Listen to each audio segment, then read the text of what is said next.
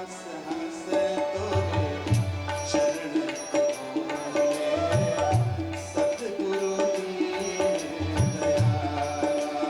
हो हंस हंस हंस तोरे चरणों को धोले, सतगुरु दीन दयाला।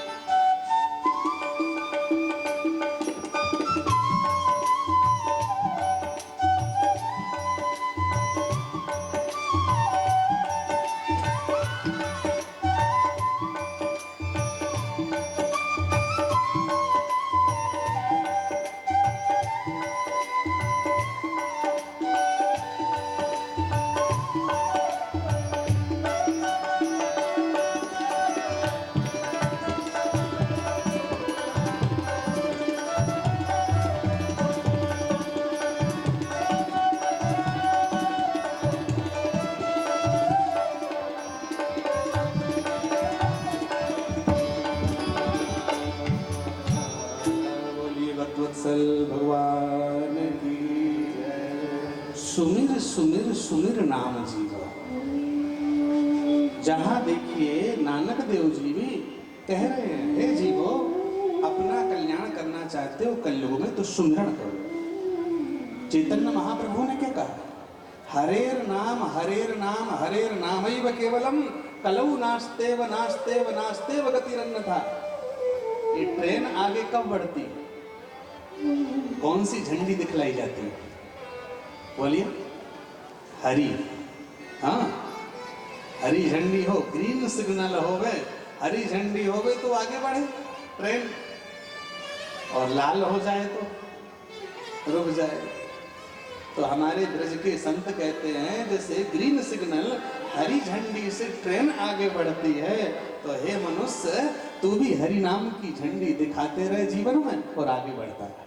बस हरि नाम जपते रहो और अपने जीवन में अपना उद्धार करते रहो। हरि नाम जपो। बस नाम के विषय में हम एक बात आपसे कह रहे हैं, क्योंकि ये हमारे शास्त्र में किसी भी विषय में प्रवेश करेंगे तो वहीं पर समय हो जाएगा। थोड़ा प्रसंग को भी हमको आगे ले चलना, थोड़ा एक उदाहरण से हम संकेत करेंगे। तुलसीदास जी नाम वंदना करने के बाद अंत में कह रहे हैं, ब्रह्म राम ते नाम बड़। भगवान से बड़ा भगवान का नाम है। भगवान से बड़ा कौन है? भगवान का नाम। कहा कैसे? अरे यही तो बड़ा है।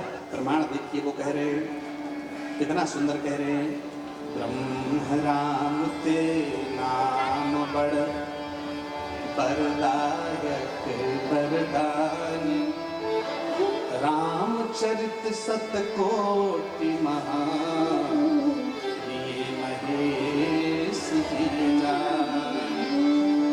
ब्रह्म राम ते नाम बड़, बरदायक बरदानी, रामचरित सतकोटि महा, ये महेश जी जानी। तुलसीदास जी कहते हैं, शिव जी ने एक बार 100 करोड़ रामायण की रचना की। कितनी? 100 करोड़। रामचरित अपार है।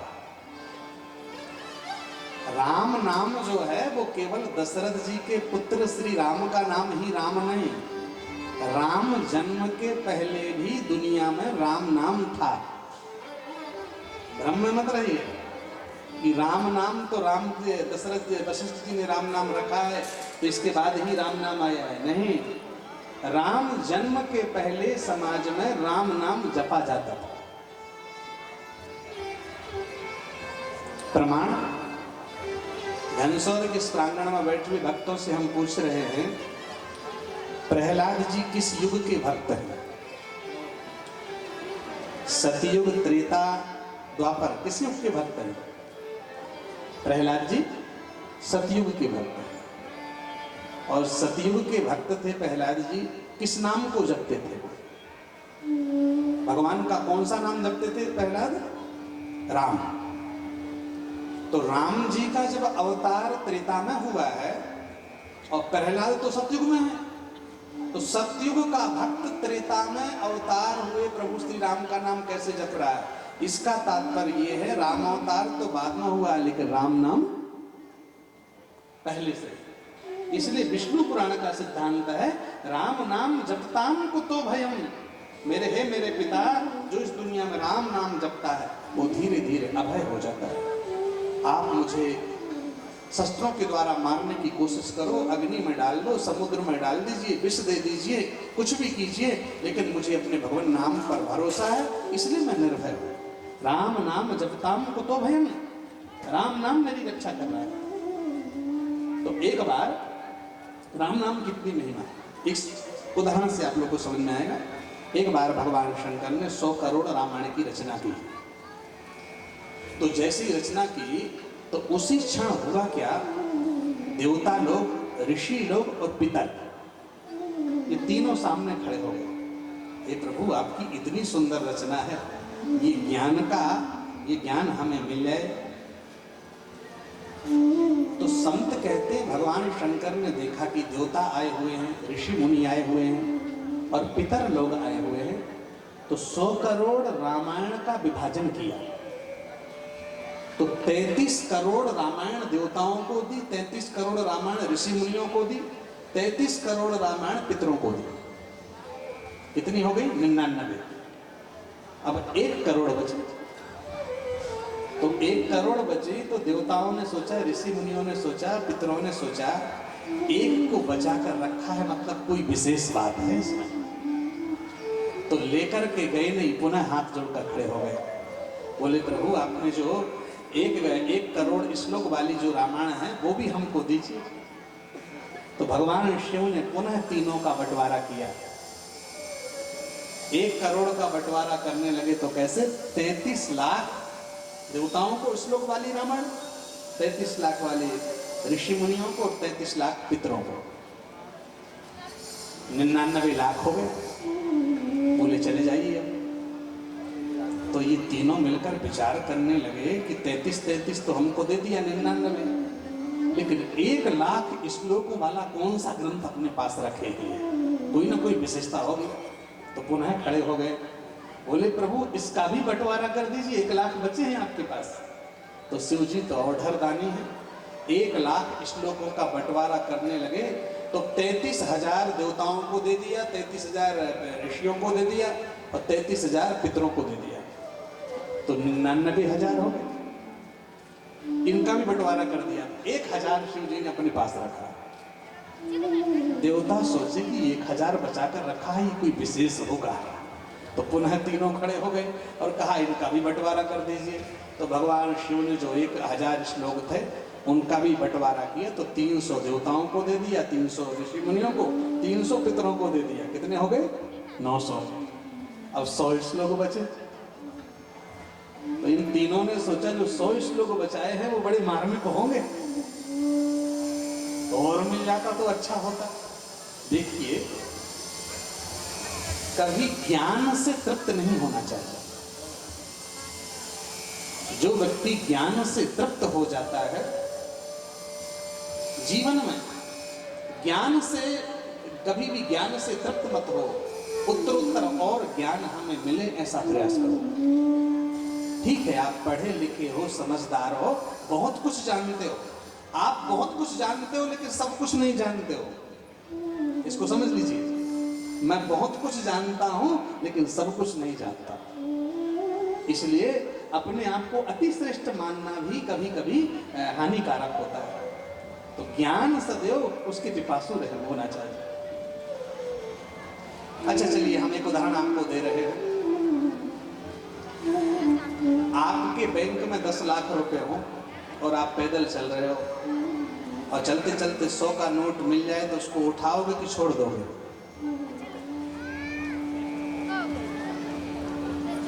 उठा लोगे। 10 लाख जमा है तब भी 100 का नहीं छोड़ोगे। चलो 100 की हटाओ, चलते चलते 50 का मिल जाए तो छोड़ दोगे?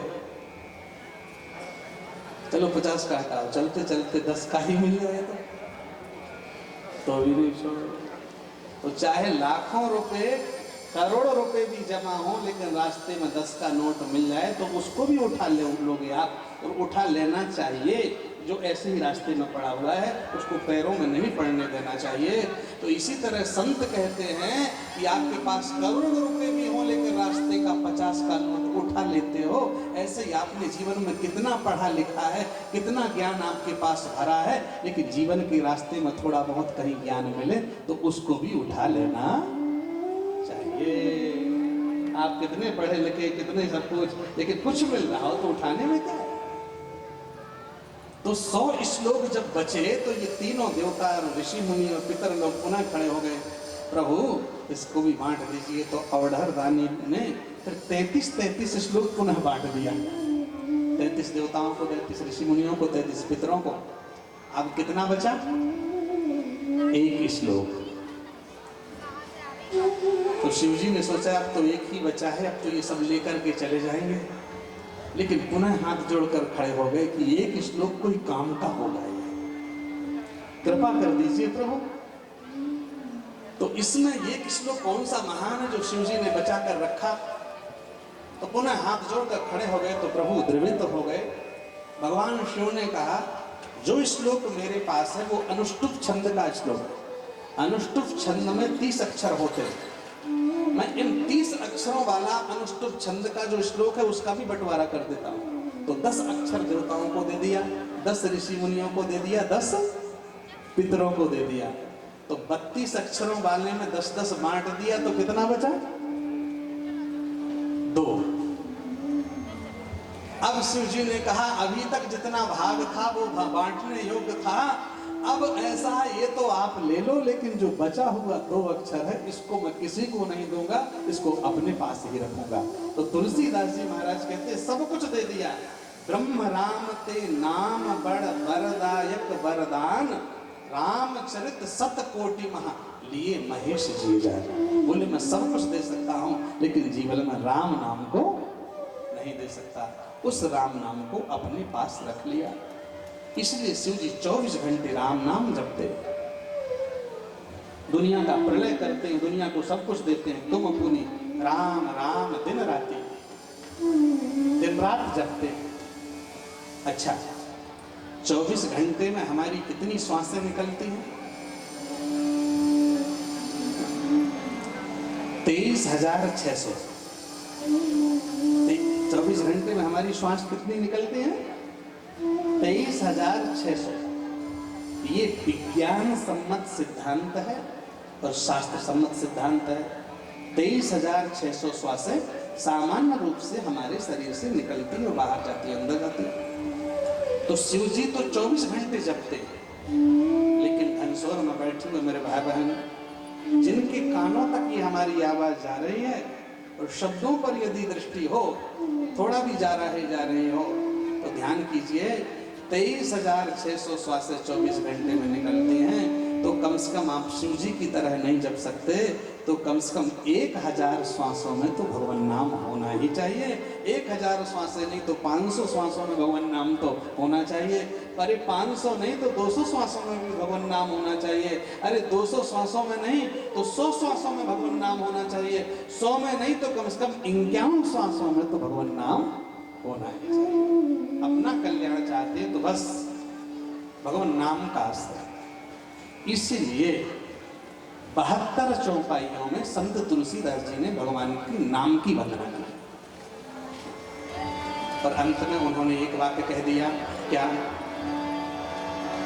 कहूँ कहाँ लगी नाम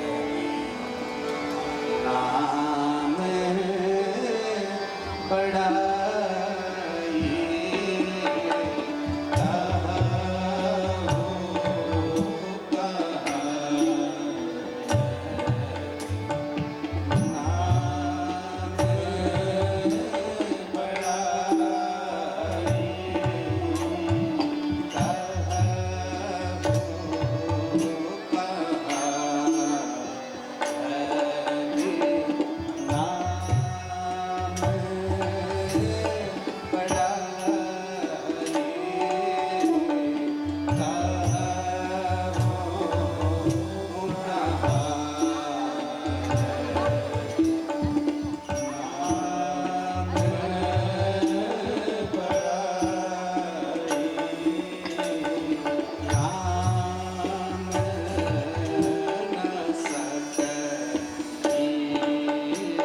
नाम बड़ाई,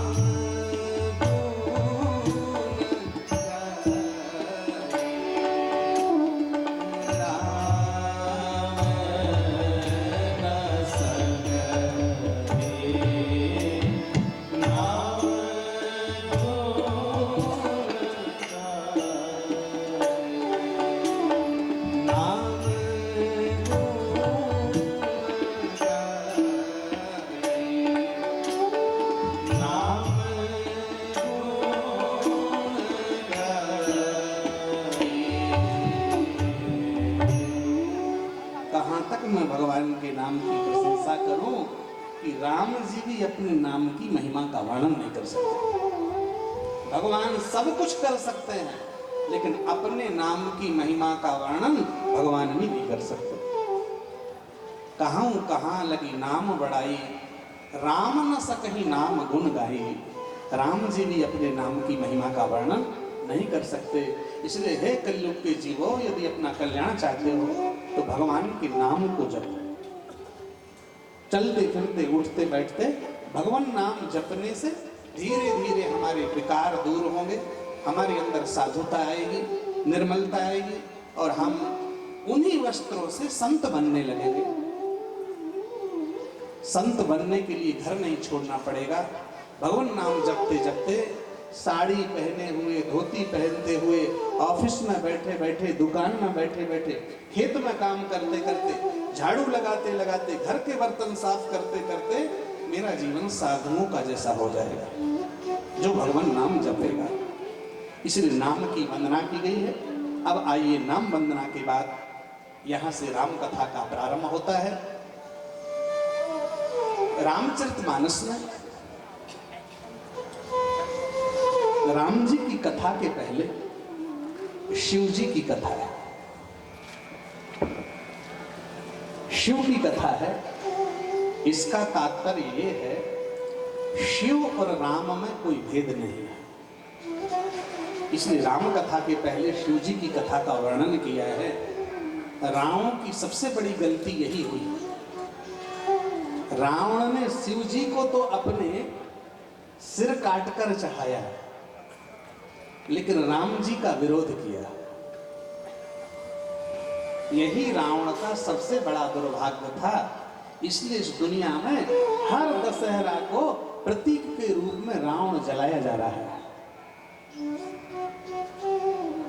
सच्चे भक्त का स्वभाव है, हम किसी को माने लेकिन दूसरे की निंदा ना करें। अगर आप किसी को मानते हो और दूसरे की निंदा करते हो तो आप किसी भी मार्ग में सफल नहीं होंगे। अपने भगवान को मानिए लेकिन दूसरे की निंदा नहीं कीजिए। रुचि नाम वैचित्र्या द्विज कुटिल नाना पथ जुसाम। कितना सुंदर वाक्य कहा। कोई नदी यहां से बहते आ रही, कोई नदी यहां से आ रही, कोई नदी यहां से आ रही है, लेकिन अंत में सब नदियां कहां जाएंगी? समुद्र में जाएंगी। तो हर व्यक्ति अपने तरीके से भजन कर रहा है। ठीक है, हे प्रभु, ये आपका स्वरूप हो सकता है, लेकिन भजन करें और किसी की निंदा करें। रुचि नाम वैचित्र्या द्विजकुटिल नाना पथ जुसाम। ऐसा व्यक्ति किसी भी मार्ग में सफल नहीं होता। रावण का दुर्भाग्य यही था। इसलिए संत तुलसी ने पहले रामचरितमानस में शिव जी की कथा लिखी। शिव और राम में कोई भेद नहीं। जब शिव जी का विवाह हुआ, अब देखिए यहां से श्री राम कथा का प्रारंभ हो रहा है। विवाह होने के बाद माता पार्वती से भगवान शिव का विवाह हुआ। एक दिन शिव जी ने देखा एक बट वृक्ष है कैलाश में, शब्दों पर ध्यान दीजिएगा। तो विवाह के बाद भगवान शिव का मन हुआ तो भ्रमण करते करते कैलाश में एक बट वृक्ष के नीचे पहुंच गए। बट वृक्ष, शब्दों पर ध्यान दीजिएगा। तेहि गिरि पर बट बिटप विसारा,